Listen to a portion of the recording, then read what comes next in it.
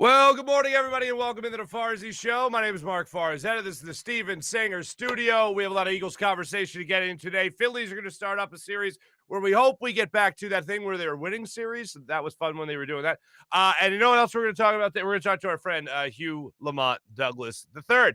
And a little thing happens in this interview this week with Hugh, where you think you know a guy. You think you know your interview subject, and you think you know a guy that you've known since 2015 or 2005, 2005. Short change just a decade there. But there's a thing where you get too comfortable with a guest and you think you know everything. And one of the things that I thought I knew was who he played for when he was playing for the New York Jets.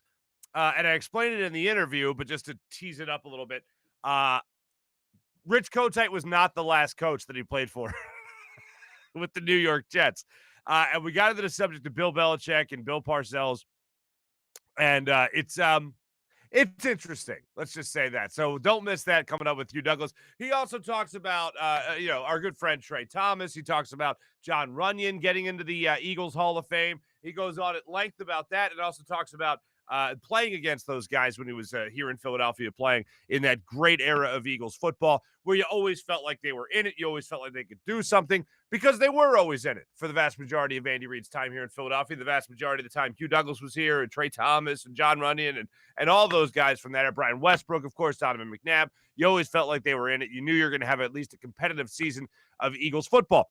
So we'll get into that with Hugh coming up here. But there was some interesting stuff to come out of training camp yesterday with the first day of joint practices between the Philadelphia Eagles and the New England Patriots. And that's how we got on the subject of Bill Belichick, because Bill Belichick is in town. First off, I think it was Jeff McClain writing about this yesterday, saying how joint practices are a good opportunity for the Eagles to go out there and scout who the Patriots have. For instance, the year they traded for Jay Ajayi, they had the Miami Dolphins in town for joint practices. And what do you know? They ended up trading for Jay Ajayi, who was with the Dolphins at the time of the joint practices. But that goes twofold, like this nice photo, courtesy of Jamie Apodi from 6ABC. Jamie Apodi posted this picture of Zach Ertz talking to Bill Belichick, introducing Bill Belichick to his lovely wife, Julie. And then Jamie posted this, the story along with it. Zach Ertz warmly introducing Patriots coach Bill Belichick to his wife, Julie. Coach Ertz, Coach to Ertz, excuse me. I'm still going to get you someday. Ertz with a smile. Belichick responds by saying how he wants two first round picks, and two of my grandchildren. Tampering? A little bit? Tampering? Maybe? Hey, whatever makes both parties happy. The Eagles getting what they want and Zach Ertz eventually getting what he wants. Thought that was a little interesting little tidbit from yesterday's practice. And I heard Jamie Apodi actually say that during Action News last night. And I didn't know if she was serious or not. I hadn't seen that tweet at that point. And then I was like, let me see if Jamie tweeted anything about it. And boy, did she. Zach Ertz and Bill Belichick kicking it, as they would say.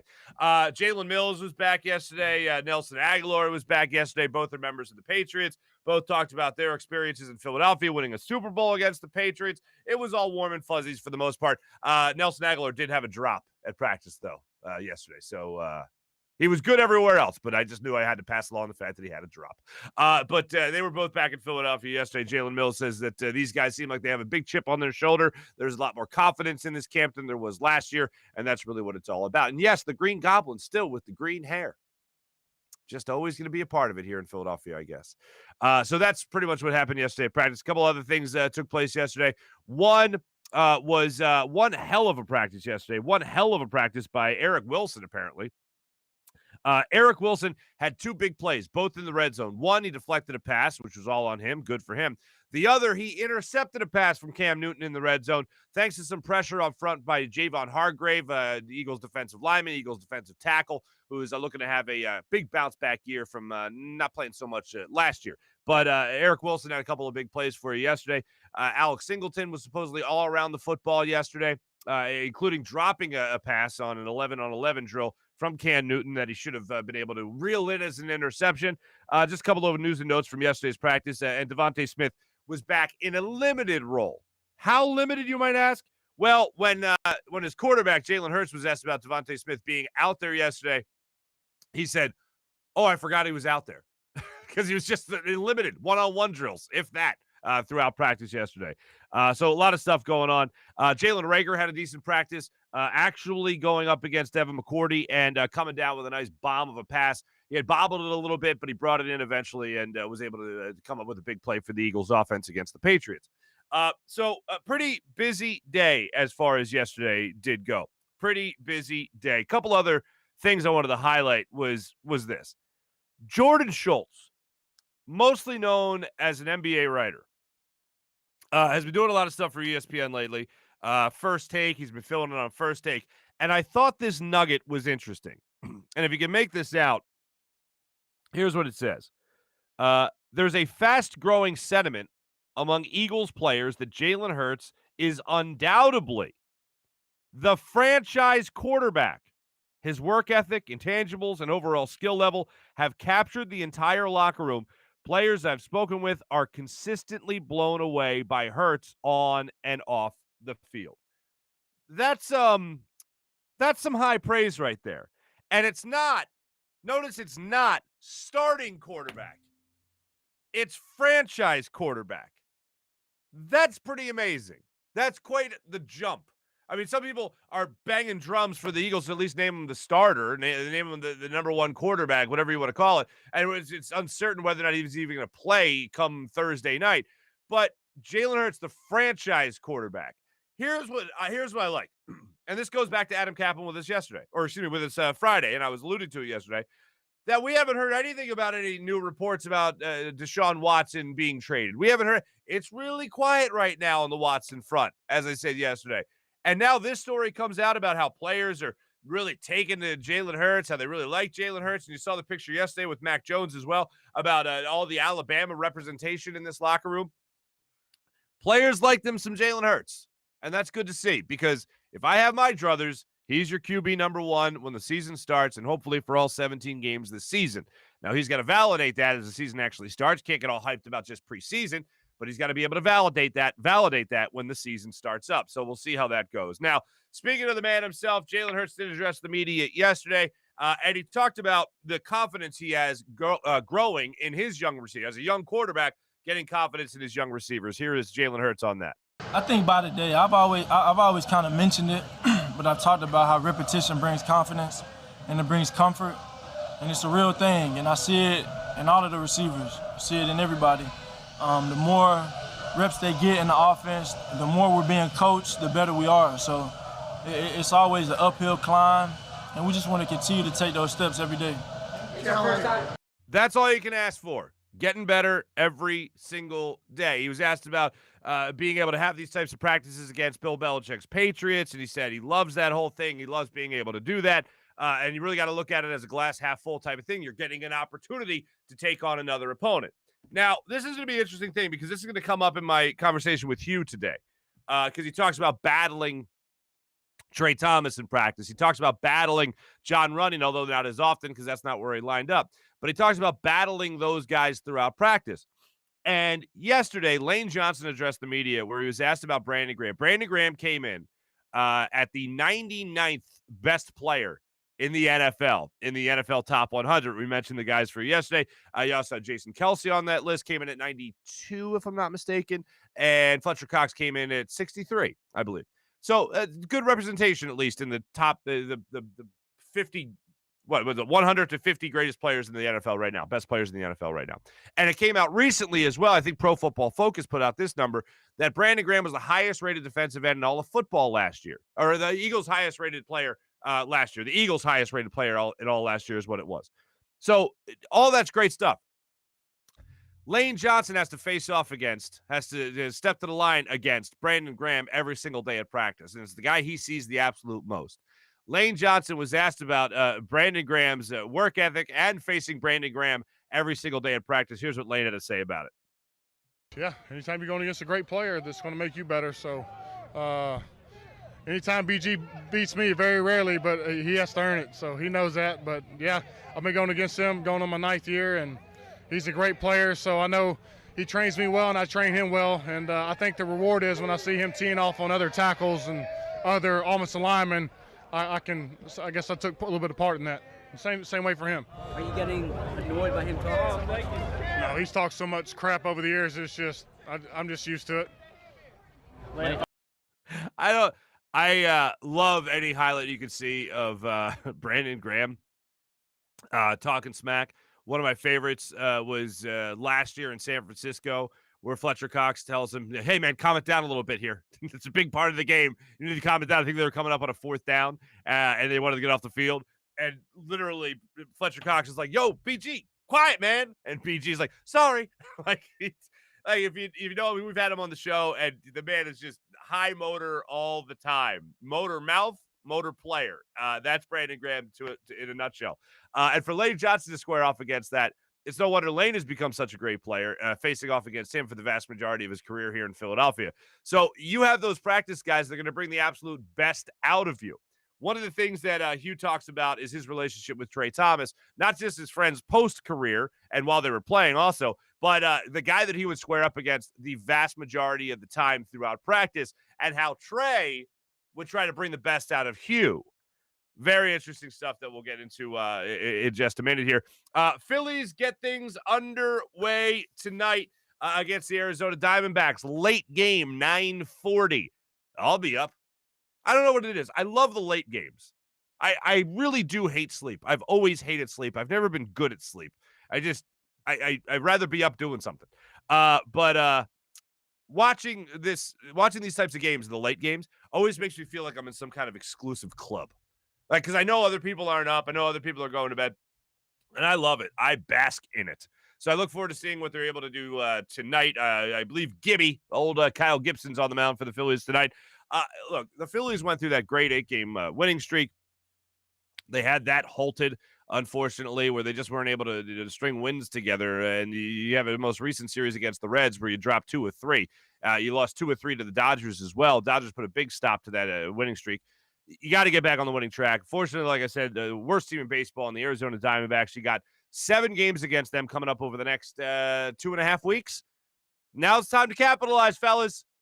Braves put a stomping last night on the Marlins. So you have to make sure that you're keeping pace with them before things get out of hand. The Braves, one thing about the Braves, there's just that aura around them of this time of year, they kick it into high gear. It's like over the last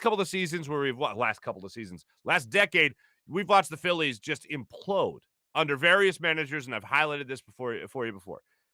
Meanwhile, you've watched a team like the Braves excel. You've watched a team like the Braves almost get laser focused down the stretch and be like, wait, we're the Braves. We're supposed to win this division. We're supposed to have control of this division. And it's almost like muscle memory watching them at this point in the season. And it seems like as the Phillies have fallen apart, the Braves, or in some cases the Mets, have caught in fire. And that's going to happen in any division. But it seems like it's been way too consistent in the NL East, where you've seen a team like the Braves, sometimes the Mets, really kick it into the next level. And the Phillies, meanwhile, kick it into the lowest possible level. They just they fall apart where they should be rising to the adversity. They dwindle. They shy away from it, where it seems like the Braves, most notably, are the team that will get hot at the right time and make it into the playoffs. I'm hoping this last month and a half of the season, it doesn't go that way. So let's see how it gets started tonight. You know what?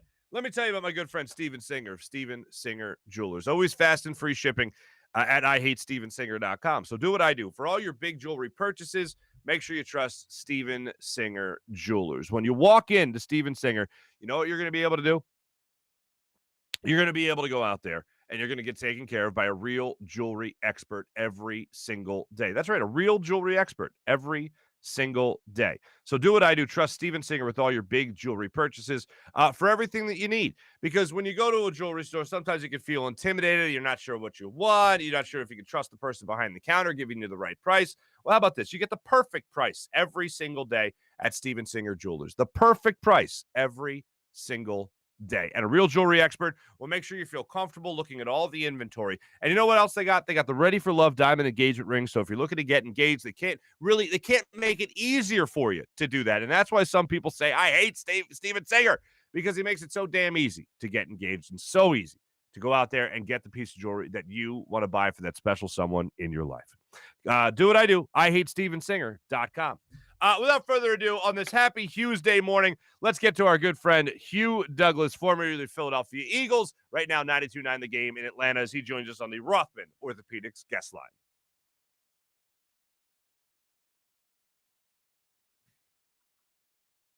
And joining us now on the Rothman Orthopaedics guest line on this happy Hughes Day morning from 92.9 The Game in Atlanta, as well as, well, from your hearts and your playbooks and the Philadelphia Eagles, Hugh Lamont Douglas III. What's up, Hugh? What's going on, Farzy? How you doing today, man? I'm doing excellent, brother. I'm doing excellent. First off, dad to dad. Saw you moved little man, your middle man, I guess now, into his college dorm. He's away at school. Yes, he's going to Morehouse. He's going to Morehouse College down here in Atlanta. Even though he's not that far away, it's still weird. It's still weird sending your kids to school, man. I mean, he's in his dorm. He's on his life's journey. And I kept trying to tell him, I'm like, man, these are going to be the best 4 years of your life. And, just trying to give him all the dad lessons that you could possibly give him in a 15-minute ride to drop him off at school. It's the weirdest thing. Nothing at all compares, but Lil Toots, Emanuela, starts going away to like daycare school. Yes. In 3 weeks. And but the good thing about it's like, Mark, it's funny. She's coming back, but when she goes off to college, you're gonna go through it because all of these emotions, you're gonna see her, even though she's gonna be a grown young woman going to college, you're gonna always see her as that little girl that was drinking espresso, making you laugh on your Instagram page. But that's the best part about being a dad in this era is because we can always go back. Right. Look at that video. We can always go back. And it's not that grainy, crazy looking video. It's pretty good quality stuff. Right. That is Spielberg quality film work right there. Of course. Good times. Let me get this out of the way because I know we got a lot to get to. We got Eagles conversation, of course. We got joint practices to talk about. We got your Falcons being they're 100% vaccinated, reportedly. Lots of stuff to get into. But let me start it off with this. The first place Atlanta Braves. Is the town buzzing that you have first place back? Oh, man, listen. The Braves, as we were, earlier they played, Tuki Toussaint was having some troubles. He was having a little bit of trouble. Don't know how that turned out for him, but everybody's excited. You're talking about coming off a hot weekend against the Nationals. I mean, yes. And they're getting hot at the right time. It's funny. This is the thing about the Braves. Like, every year since I've probably been here, Mark, they always get hot around this time, a little bit earlier. But for whatever reason, this year they've gotten hot a little bit later. But it's at the right time. And they're starting to get healthy at the right time, too. And you're starting to see other teams fade. So it's going to be an interesting race down the stretch. We got like 50-something games left or something like that? Around that, yeah. 45, 50 games, something like that, yeah. My math is horrible. Oh, yeah, don't ask me. I got nothing. Yeah, it's somewhere around there. So it's going to be an interesting race down the stretch. It's not over yet, though. Definitely not over. I just want to paint this picture real quick for all you fine people in the hot Atlanta area. I want to just paint this picture. Imagine it's the last day of the season. The Phillies win. The Braves win. Phillies take first place by a half game. And I will immediately think back to the first, week and a half of the season when Alec Boehm's big toe never touched home plate and the Phillies ended up taking that game? It's funny. Now you sound like my co-host, John. He'll go back to specific moments just like that. And I'm like, listen, shout out to all diehard, live and die by every pitch baseball fan. Because for 162 games, for you to remember one minute moment in a 162 game season like that you feel that would have changed the whole momentum of the season, God bless you. God bless you. Whole season. I'll calculate the amount of outs it would have been that the one out that they didn't get at the plate. But anyway, let's move it on. Hey, congratulations to the Atlanta Falcons. Allegedly, reportedly, the first, believed to be is the way it's reported, believed to be the first fully vaccinated, 100% vaccinated team in the NFL. And I understand you guys are in Miami right now with joint practices going on there. That's a great thing for Atlanta. Miami Dolphins. Yes, it is, man. It's funny because going into this season, we had all been quarantined. So I myself didn't get vaccinated right away. took a little bit of time. But before the season started, the Falcons let it be known that no media members could be around or affiliated, associated, come around the team, whatever you want to call it, unless you're vaccinated. So I had to go get vaccinated to do that. So Arthur Blank has been on top of this from day one, man. They're talking about, they've been a big fan and a big cheerleader to go get vaccinated. As a matter of fact, early on when the pandemic would start, when the vaccination started to come out and they needed places to administer the vaccination, Mercedes-Benz Stadium was one of those places. State Farm Arena was one of those places that they gave people vaccinations and things. So yeah, I mean they've been on the forefront of this thing for a minute now. Did they get the vaccine and then go get the $3 nachos available at Mercedes Stadium? Oh man, hey, that's the best. It's the greatest thing ever. And the unlimited soft drinks, Marc Farzetta, are you kidding me? That's a party within itself. All you gotta do is bring a cup and you can drink soda all day. Now beer, go your own. You gotta get your own beer. Yeah. Soda, you can drink soda all day. I love it. I love it. I love the idea of getting fully vaccinated and then being like, can I get the nachos? Yeah, with the sauce on the side. Thanks so much. Yeah. That is a good time. Look, it's an interesting thing. You mentioned the Falcons and the Dolphins are having a joint practice. The Eagles are having a joint practice right now with the New England Patriots of all teams. Patriots. First off, I can't remember Andy Reid having joint practices. Ever. Did you ever have joint practices? Ever. Never had a joint practice. Never had the opportunity to practice with another team in my whole NFL career, my 10-year career. Never did it. All right, so not with the Jets, obviously not with the Jags either. Would you have liked to have done that? What do you think you would have gotten out of that as a player? It would have been cool. I mean, I'm pretty sure practices would have been chippy. A chance to beat up on somebody else, a chance to break up the monotony, and with preseason being the way that it is this year, just to have something different. And the fact that, you get a chance to see Cam Newton out there, get a chance to see Cam Newton every day. And, looking at the Eagles roster, that whole Auburn, Alabama thing, you got 5 Alabama players on the team? Yeah. And then you got Mac Jones up there in New England. So I'm pretty sure that's going to be something to behold. All the pictures that are going to be taken from all the people that don't get a chance to see Alabama up there in Philadelphia. So, yeah, it's going to be a Roll Tide reunion. So that should be pretty fun. Of course, that there was that whole Super Bowl thing against the Patriots, not the one most recently, but the one in 2005, the year 2005, following the 2004 season. How do you look back on that? You talking about the year that we lost? Yeah.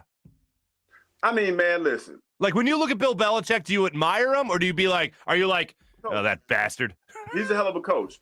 No question about that. I know Philadelphia fans, once they see this, they're probably going to formulate their own opinions behind that.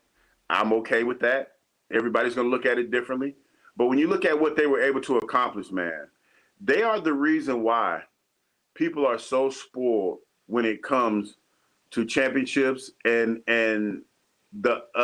why people have the unrealistic expectations that they have from their clubs, basketball, football, hockey, soccer, whatever professional sport. Because they're the mold. When you look at what the New England Patriots did for so long, and then on top of that, to add insult to injury, Tom Brady leave the Patriots and go to Tampa Bay and wins another Super Bowl in his first year there. People really, really think that you could just wake up and it just happens like that. Mm. There's a lot of work that goes into that, man. There's a lot of things that have to go your way to win championships, and it doesn't always happen like that. But you can't tell people that. When you look at the excellence that they've had over the years and the excellence that Tom Brady's had over the years, you can't sit there and tell anybody, hey, man, it doesn't happen like that regularly. It doesn't. But he is the exception to the rule. So that's why people feel the way that they feel when it comes to any team. That's why when you talk about super teams in the NBA, you talk about the Lakers.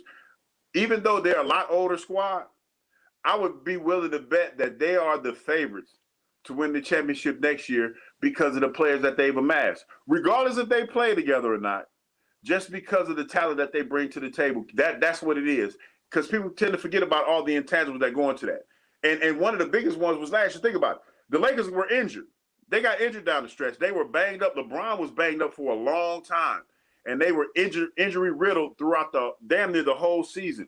things like that, man. Those intangibles, you can't account for those. But like I said, the Patriots did a tremendous job of when they had them, they were able to roll through them, and Tom Brady did a great job. So yeah, we will never see a run like that again, ever. All right. Well, would you have played for Bill Belichick?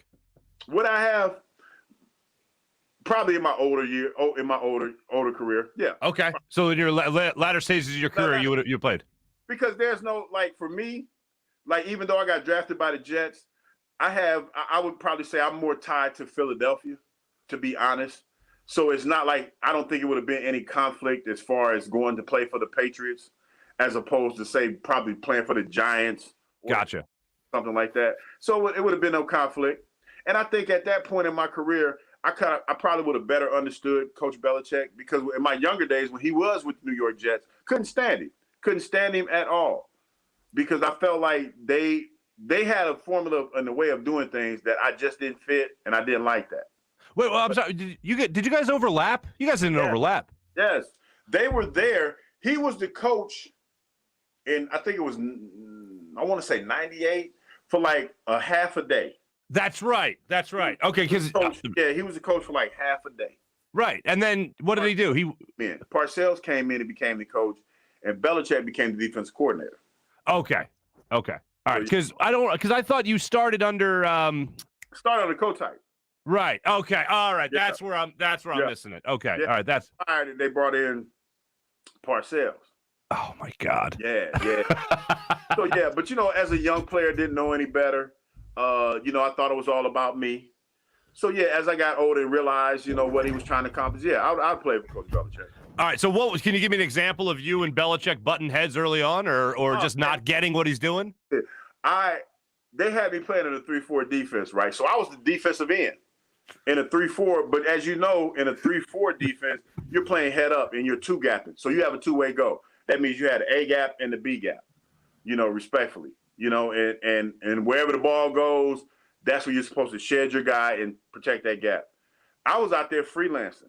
I was out there, shooting gaps, penetrating. I was playing more of an up-the-hill defense instead of playing on a line of scrimmage.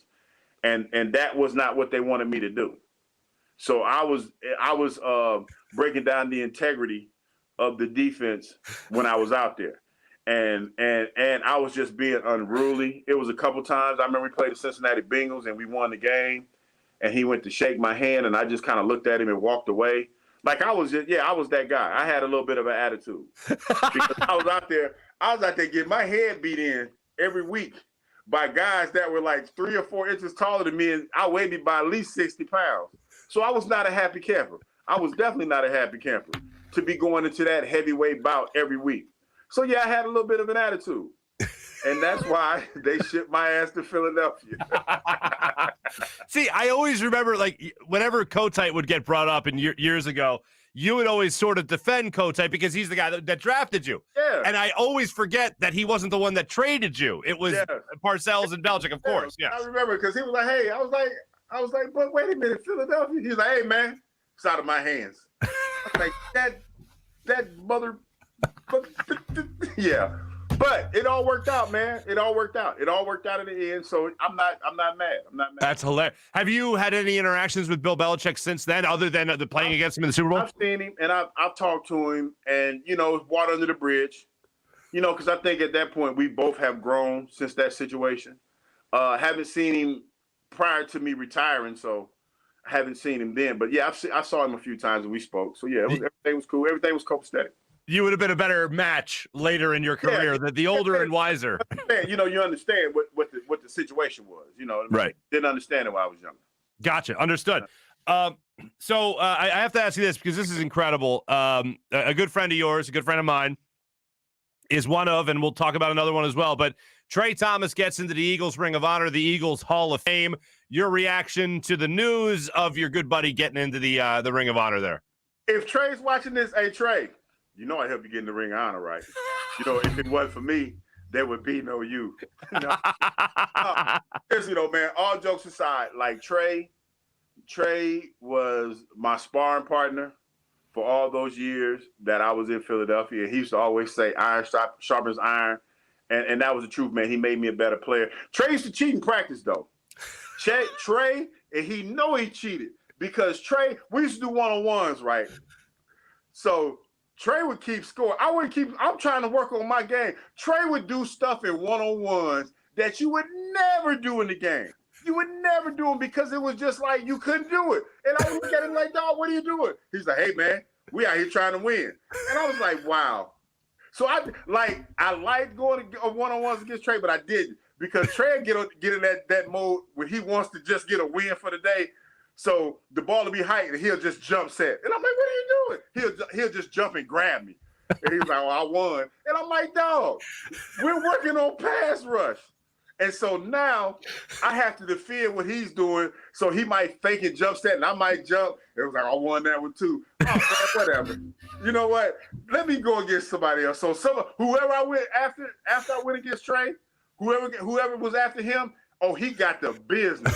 The next guy, I gave him the business. But Trey would always cheat one-on-ones, man. He would always cheat one-on-ones. And he know it. Trey, if you watching this, you know you cheated in one-on-ones every day. You cheated. You cheated. He cheated, man. But other than that, congratulations. Other than that, congratulations. I'm proud of you. I'm happy for you. But you cheated, dog. You cheated. He cheated. He cheated. Knowing the both of you fairly well, I can only imagine being a fly on the wall or a fly on a helmet during those practices. Man, I'll be looking like, dog, what you doing? Hey, man, you got to be ready. You'll never. And he would say, hey, man, don't know what they're going to do. Don't like, yeah, but when I look back on it, made me a better player because it was nothing that anybody could do that I hadn't seen. Because Trey was that guy that went and he did it on practice. I know you didn't match up nearly as much against him, but Jon Runyan also getting into the Eagles Hall of Fame. Your reaction to big Jon Runyan getting in there? I'll tell you what, Jon Runyan, I would say this about Jon. Jon Runyan was the catalyst for the attitude that we played with. Because Jon Runyan came in, Jon was a dirty player, man. Jon practiced dirty, and he know it. Jon, if you listening, you know it, and you know what I'm about to tell him about. The first day we was out there, man, you and Trot got into it because you running around out there like a crazy man and hit somebody in the back of the head. You know you was wrong for that, but that was the catalyst that got the Eagles to play with the attitude that we needed to play with. And you know what, if you ask Coach Reed, I'm pretty sure he'll tell you the same thing. That was one of the reasons why he went and got Jon Runyan. Because Jon Runyan was that old school, nasty ass offensive lineman that you wanted to play with, that had, you know, that grit and that griminess that you needed. And it permeated throughout the whole squad. So, yeah, shout out to Jon Runyan. Oh, dirty plant ass. Now, I've heard Jon get accused of such things before, and you know I'm a big fan of Jon. And actually, right before the Eagles won the Super Bowl, I was on the football field. I was on the field there in Minnesota talking to Jon Runyan. And just a side story, we were talking about how the new NFL rules were going to come about next season with what a catch was. Yeah. And sure enough, we watched one play in particular, the Corey Clement play, where he catches the touchdown, and the ball was moving. And I feel like any other game that season, that would have been ruled incomplete simply because the ball was moving. But Jon and I were having the conversation before the game where he was giving me like a sneak preview, because he's in the league office, of what the rules were going to be next year. And I remember thinking, oh, my God, they're calling this game like it's next year already. This is great. They're doing that now. Think about this, Mark. Look at the preseason. I forgot which game it was where the guy got called for taunting. I can't remember. It was this weekend. Yeah. Right? And that's what they do. Like everything that you see that happens in preseason, that's rolling over into the season. Right. You know, we're going to complain about it for 3 weeks. And then we're going to reset for the season. Mm-hmm. And we're going to forget about it. You know, we're going to forget about it. Right. So Jon Runyan too, man. I mean, great player. Absolutely. But I've heard Jon be accused of being a dirty player. Yes. And I'll give you what I remember his response to be, and he said this multiple times. Because Jon was at IP for a while as well. But Jon said, it's not playing dirty, it's not cheating, it's knowing the game well enough to know what you can get away with. Well, no, what he's basically saying is, you know, the second person always gets caught. So I'm going to do something dirty in a way that I won't get caught first. And then, you know, you're going to retaliate, and then you're going to get in trouble. John, listen, man, you know what the best part about John Runyon as a teammate is that I know him. Like, I know John. I practice with John. I've seen John at his best. I've seen John at his worst. That ain't the same guy that's running around the league office now. And that's why when you look at it, you be like, wow, you have grown up so much. Wow. Grown up so much. You are so not the guy. What was the name of the place you used to go hang out at in Lehigh and sing karaoke and do all the other crazy stuff? Right, it was in Bethlehem. Yes. You're so not the guy that used to sing karaoke with us. What was his karaoke song? Oh man, it was some country song. Cause I remember I was singing something and he got mad at me because I didn't know the words. So he pushed me aside and started singing. He started singing the song. That's what I remember. Ask John about karaoke. He'll probably see this. All right. I'll reach out to John and I'll get him on. It was right down the hill in Bethlehem, by the movie theater and all the. I can't remember the name of that bar. Yeah. No, I know what you're talking about. I remember. Anyway, I won't go into detail, but I know what you're talking about. So all right, John. There was one more thing on John. Practicing against him. You said he mirrored a lot of the same kind of. You guys took over his persona, and you thought Andy Reid would have that same type of thing. Both those guys get into the Eagles Hall of Fame at right and left tackle, of course. When you think about that era, one of the things people think about is John Runyon versus John Strayhorn, and one of the things, or Michael Strahan. Jeez. That evolved into be a pretty evenly matched. The first time they matched up, I remember Strahan won going away. Yeah. As a defensive end, watching that battle, what did you glean from it? You know what is funny? It's because I remember at, this certain station that we used to work at, and they used to always call it, when they had that matchup, they used to always say John Runyon was Strahan's female dog. and John would always come back and say, and he was right. He said, as a defensive lineman, he said, you go into a game and you average like 60 plays a game as a defensive lineman, and you might get 1 sack and 1 tackle. That's a good game for you. Yeah. He plays 60 plays in a game. He gives up 1 sack. He's horrible. Nobody talks about all those other 59 plays that he plays. He gives up 1 sack out of 60 plays. You would think that's pretty damn good.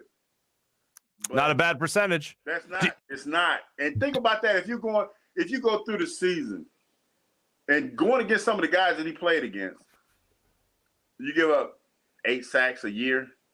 You would think that was a pretty good number. Yeah. Just 8, maybe 10 pressures a year. It's different. It's just different, man. I mean, I like it because as a defensive lineman, I get out of the game with 2 tackles. That's a pretty damn good day for me. It's like a baseball player. You hit 300, you're in the Hall of Fame. 3 or 4 tackles, I'm the man. But yeah. So it makes sense. It kind of evens. It just all depends, man, on how people look at it. But it made sense when I heard him say it. It made a lot of sense. I can remember, Jace. God, I almost did it again. Michael Strahan's Hall of Fame speech. And he asked, John Runyon was there, and he said, John Runyon, stand up, and John Runyon stands up. And Strahan says, John, you were a fierce competitor. You made me be better. You made me be the absolute best. And then Strahan goes, your back foot always told me what you were going to do. Uh-huh. I mean, look, I never played the position. Did you know what that meant? Well, he was talking about he knew it was pass and run.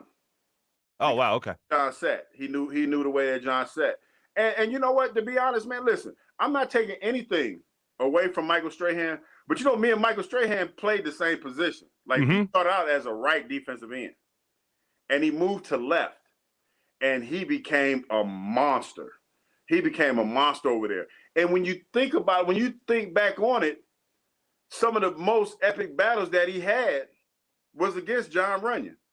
Like, when you think back on it, like some of the games that we played against the Giants, Like they went at it like two big gladiators, like big. Remember, like they say in the Japanese movie, the big kaiju, Godzilla and King Kong are going at it. Like they used to go at it, man. They used to go at it, and it was a joy to watch. It was great to watch because you saw two guys that they respected each other, but they didn't like each other. And boy, they would go at it. They would go at it big time. They would go at it. It was such a fun era to just sit back and watch Eagles football, man. Yeah. Oh my God. And you were obviously a big part of that as well. Hugh, I can't thank you enough, man. Great stories today. I mean, as per usual, but in particular with your boy Trey and John getting into the Eagles Hall of Fame. Great stuff on that, man. And hopefully we'll be talking about the Phillies being back in first place in a week. No offense to you're actually hell with that. Offense to your Atlanta people. Hey, I just work here, man.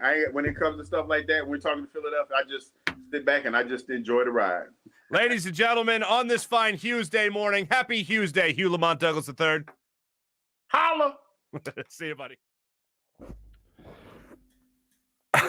My thanks to Hugh Lamont Douglas III for joining us on the Rothman Orthopaedics guest line.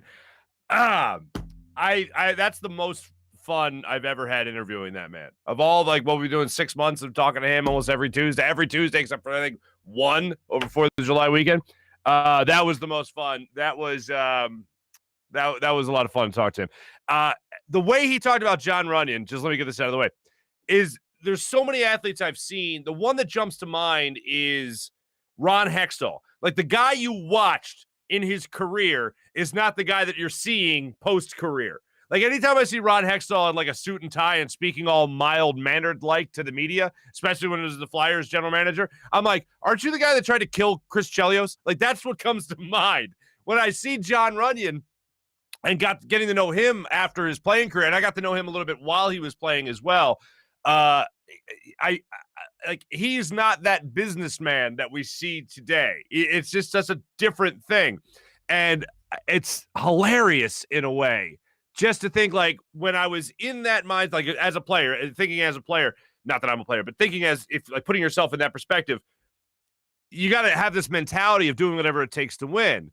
And then once that winning is over, once that playing to win is over and you go back into you go into the business world, it's like, all right, what do I have to do in this mindset to be successful? Like, how do I have to prepare myself? How am I successful in this field? And I'll tell you right now, it's not smacking people in the back of the head. It's not finding out what you can get away with. It's totally different. It's wild to look at those guys post-playing career. And here's something I really appreciated about Trey and working with Trey. That what Hugh talked about, that never changed. Like Trey was always that guy. Trey was always seeing what he could get away with. No better example than his live reads that he used to do when we worked the morning show together. Like that's him to a T, to a Trey, as a matter of fact, just seeing what he could get away with. And if he was trying to get the jump on Hugh in practice, he was trying to do the same type of thing. He took that same work ethic. And I always appreciated that because there's a lot of people, and Hugh will tell you this as well. When Hugh started out, he needed to be told, like, hey, man, this isn't just showing up and doing something. Like, you got to, I know you don't like baseball, but you got to check a baseball score. You got to check a baseball box score. You got to watch the game. You got to do all that other stuff. And Hugh lended himself to do that. Once he had that coaching, he started flying off the chart, man. He was great. Trey had it from Jump Street. A lot of guys, when they're done their playing career, they think their career's done. They just have to live off of what they did as a player. Trey and Hugh took it to the next level, and they understood what they had to do to become better. And Trey had that from jump. He was going to apply the same types of thing that he did as a player to the way he wanted to be a broadcaster, and I always respected that about Trey. And I couldn't be happier for him to get into the Eagles Hall of Fame. I'm just absolutely stoked, man. I could do nothing but smile, really, when I just think about him getting that honor because I know how much it means to him. And same thing with John Runyon. John just, man, the guy just knows how to work in every aspect of life. Could not be happier for those two. And to recall some of their playing day stories with Hugh there was a lot of fun. Let me talk to you real quick about the people of Rothman Orthopaedics who bring us our guests each and every week. Remember the old you, the one who didn't have to put up with a fickle knee, a finicky hip, or a shoulder that no longer does what a shoulder should do? Well, the Rothman approach to orthopedics is here to get you back to being you. Back to running, walking, working, and playing. Back to living your life the way you want. With same-day appointments available, you can start today at RothmanOrtho.com. That's RothmanOrtho.com. Rothman Orthopaedics, the official orthopedic partner of the Phillies, Eagles, and Sixers. How about our friends at Steak and Maine and SteakandMaine.com? Was checking out some reviews Anthony Cavada posted on his social media over the last couple of days. People are just loving this place. They are loving this place. It's fantastic. I always recommend the 2-pound tomahawk steak, the 2-pound tomahawk chop. Enjoy yourself with that. The wine pairing you can get with the Cavada Cellars wines, wine pairing with the great Pinot Noir. They have a phenomenal cab. My wife and I enjoyed it a couple of weeks ago. It is great. Steak and Maine in the heart of Northeast Maryland, voted #1 place for steaks in America by the Travel Channel and the Cooking Channel. Check it out for yourself at steakandmaine.com. They got great sushi. They got prime cuts with all the freshest seafood as well. And if you're looking for to have a nice little party, they got a great party room for you with a table that actually spins. So don't worry about passing plates. Just, hey, you want the mac and cheese? Whoosh. Mac and cheese at your spot. It's just that simple. Steak and Maine in the heart of Northeast Maryland. Check them out at steakandmaine.com for more information. Lots going on in the Philadelphia sports scene. Make sure you're following it all with PHLSportsStation.com. That's PHLSportsStation.com, enhancing your Philadelphia sports fan experience. You guys were off the rails today in the chat. It's really no different. It's how you guys always are. Let's have our social media check-in brought to you by Steak and Maine at steakandmaine.com. Let's start it off here. First, let me get rid of my emojis because I was participating in the chat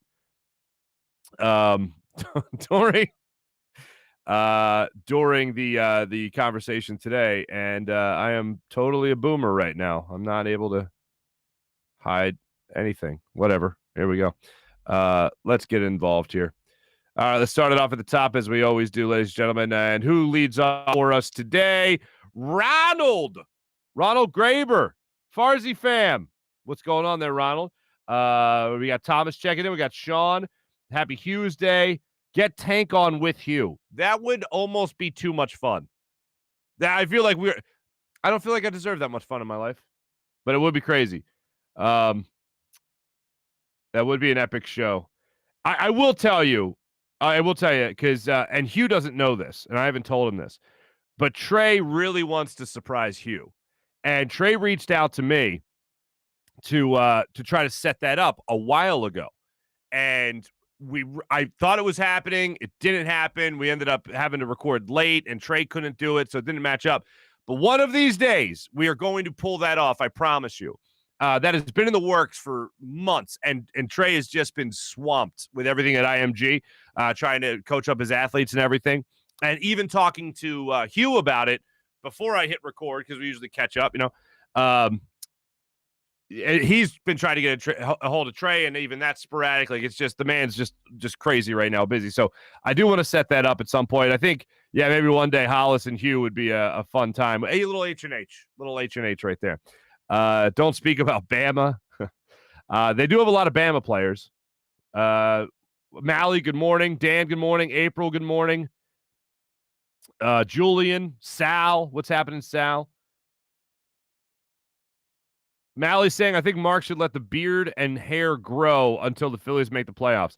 I feel like if I let my hair grow out, I would look like Jesse the Body Ventura post his gubernatorial days.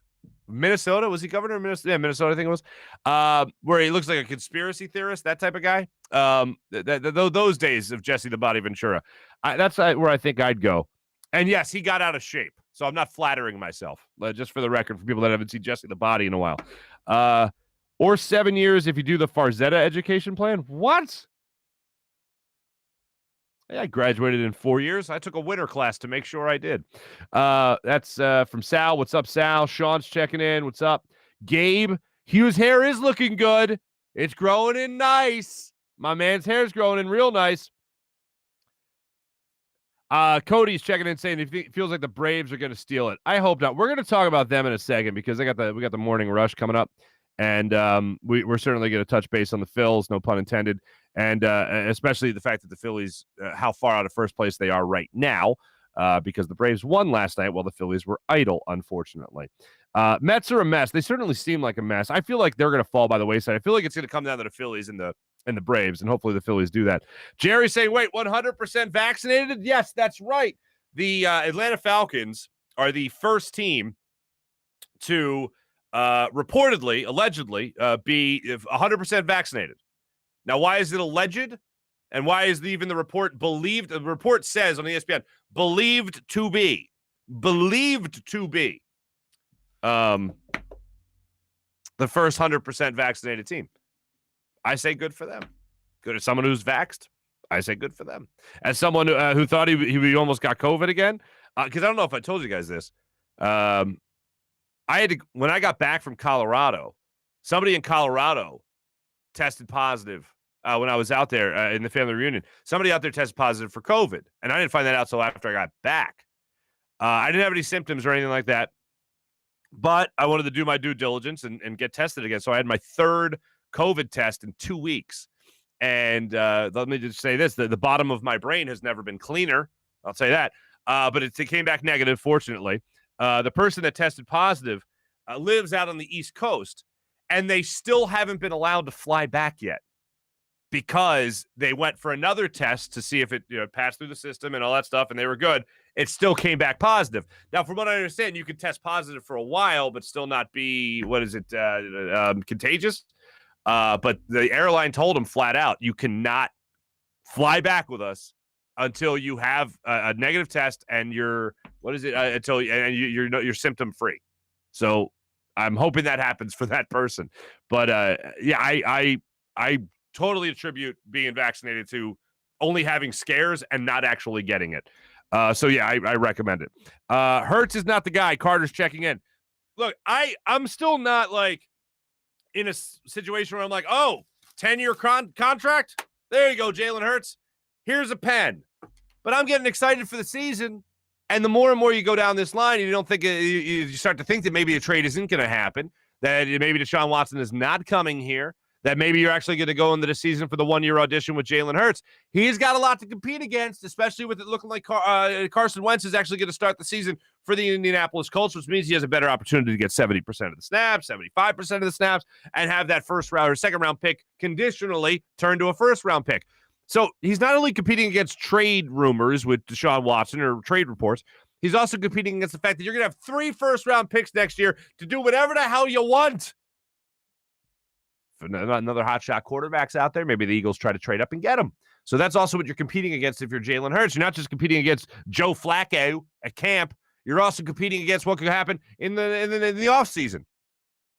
I'm rooting for Jalen Hurts, though. I mean, we talk a lot. I got into this a lot when we talked about Giannis Antetokounmpo and everything that he did in the finals and the mindset and the mentality. And we talk a lot about mental health these days. I don't want to – I know we focus on people that need help with mental health, and we should, and they need help. But I also think we need to acknowledge the people that we can look up to that have, like, a great perspective and are mentally strong. Giannis is certainly one of those guys. And Jalen Hurts, comparatively, athletic-wise, achievement, not at all. But in terms of just being mentally strong, Jalen Hurts is as tough as they come, man. And that's one attribute I love to have in any athlete, especially the quarterback of the Philadelphia Eagles. He's above everything. I was looking at a quote yesterday. Jalen Reagor tweeted this, and it was something about when he was at Alabama, Jalen Hurts was asked about not having a chip on his shoulder. He was asked about having a chip on his shoulder. He said, I don't have chips on my shoulder. I got boulders. And I'm like, I love this guy. He said it back in 2019, and I think that was before he was with Oklahoma. But he comes out and he says, that's the chip. No, that was when he was at Oklahoma. He says, it's not chips. I got boulders.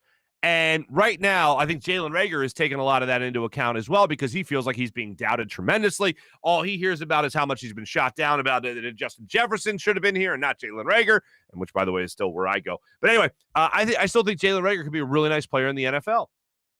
And I think he, too, has a boulder on his shoulder, not just a chip. So listening to quotes like that and listening to him talk about the trade rumors that are surrounding his position right now with the Philadelphia Eagles, he says he's above it all. I think guys like that need to be applauded. as guys that you can look up to. If you're somebody that doesn't have that confidence, or if you're somebody that struggles with mental health, these guys are mentally they're on steroids, it seems like. And I think that's something to be admired, and I think that's something that needs to be at least acknowledged right there. Dan's checking in saying Simmons is the reason we have unrealistic expectations of our basketball club. Can't stand him. Do you see what the entire Olympic national team for Australia, the Boomers, he bought them all bottles of wine. That's nice. I thought that was nice. I still stand by my thought that if all this goes bottoms up, it's Ben Simmons' fault more than anybody. And I know what's his name, and we even talked about it. Colin Cowherd talked about that as well. The Sixers are giving him every opportunity. And I know most recently he didn't release Chris Johnson, his shooting coach, his trainer, whatever, posted another video of him dunking a basketball, driving around. It looked like a couple of trainers and dunking a basketball. I still say even the way that man dunks is awkward because he goes up off the wrong foot every single time. It's just weird. Really weird. But that's what he does. I don't care. I'll say it again. Any video that comes out with him shooting, dunking, I don't care. An athlete should be working out. An athlete should be working on their game. That's exactly what he should be doing. None of this with Ben Simmons matters to me in the offseason. All that matters to me is what he comes back next year doing. If he's playing for the Sixers at the start of next year, that's all that matters.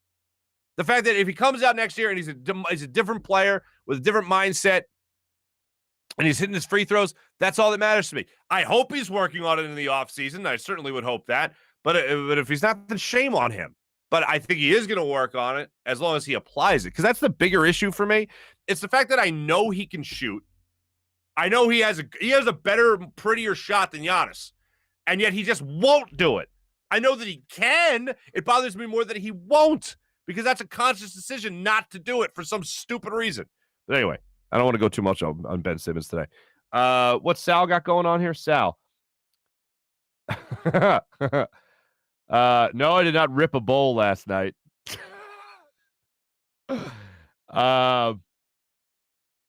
Julian says Narc is here. Now, as I will say again, if I was a smoker of the ganj, the last thing I'd be is a narc, damn it. You do you. Can you even be a narc anymore with marijuana? Is that a narkish thing to do? I would narked on you. Why? You just got smoking pot. As you tell 3 people that are smoking pot? Like what? A narc named Mark.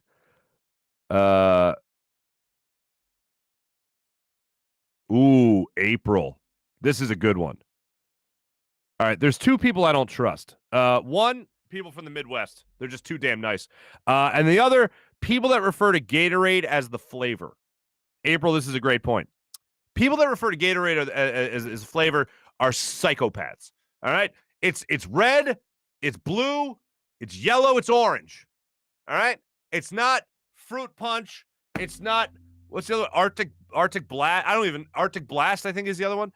Yeah, it's none of that. None of that, sir. All right, so if you refer to Gatorade as the flavor, just know that you're a horrible human being and you can't be trusted. I don't want to jump to conclusions, but it's pretty safe bet. The locker room, late 90s, early. You're damn right that was a party, JD. Dan wants to bake out Steven Singer Jewelers. Is that what I'm seeing, Dan? Julian, what's up? Dante, what's happening?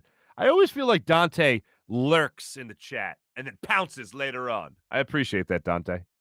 Respect to you, brother. Rob, who is Jason Strayhorn? I have no idea. I don't know why that name popped in my head. John Strayhorn was a sales guy at WIP, and I don't know why Jason Strayhorn popped in my head. It's probably because I'm a big fat idiot. Whatever happened to Jason Sehorn? I don't know. I think he and Angie Harmon. Angie Harmon got divorced, and I always thought she was lovely. They had workout videos together. I remember that they did advertisements for that on the old ESPN. Yes, you can be Marc Farzetta. Thank you, Matthew. Phillies have to win 4 on this road trip, or forget it. I hope that's the case. Christopher. What's up, Christopher? Gonna have to catch back up on this episode. Drama at work. I wish watching this was my job.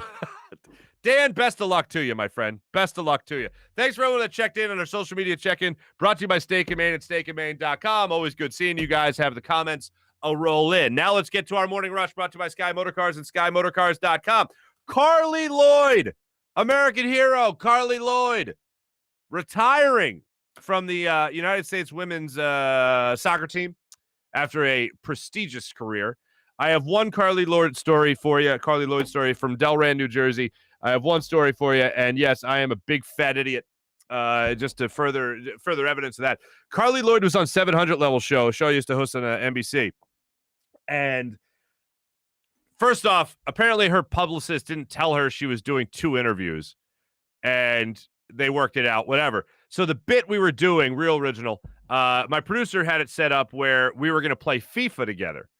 The only problem is I have never played FIFA. This is 5 years ago. 5 years ago. I have never played FIFA. So Carly Lloyd had played once or twice. So they said you're gonna play Carly Lloyd in penalty kicks. All right. So here's a controller, and we're gonna give her a controller, and they're gonna play each other in penalty kicks. It'll be great. And I'm like, okay. Neither one of us knew what button it was to shoot in penalty kicks. And this is PlayStation. I think it was PlayStation. Anyway, so I'm like hitting circle, and that didn't work. I hit triangle, that didn't work. Hit his other buttons. Apparently, you had to do something else before you hit that button, and neither one of us could figure it out. We literally went through a total of like 4 kicks each. So a total of like 8 kicks. Nobody did anything. And then we start like looking at the controller. I'm looking at hers, and I'm just like pushing buttons. And I don't know if I actually hit the right thing or if the computer just said, hey, idiot, I'll take over from here, and kicked and scored, and I beat Carly Lloyd in penalty kicks in FIFA. I don't know how I did it, but did I act against an American hero? Did I act like a good sportsman? No.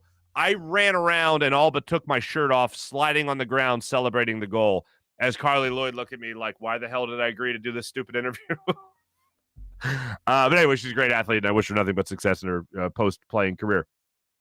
Mally, remember 700 Level Show. Thank you, Mally. I appreciate that. I had a lot of fun on that show. That was a good time. I had some lifelong. I actually just had drinks with the people that I worked with on that show a couple of weeks ago, and I will text them shortly to remind them of our wonderful Carly Lloyd story.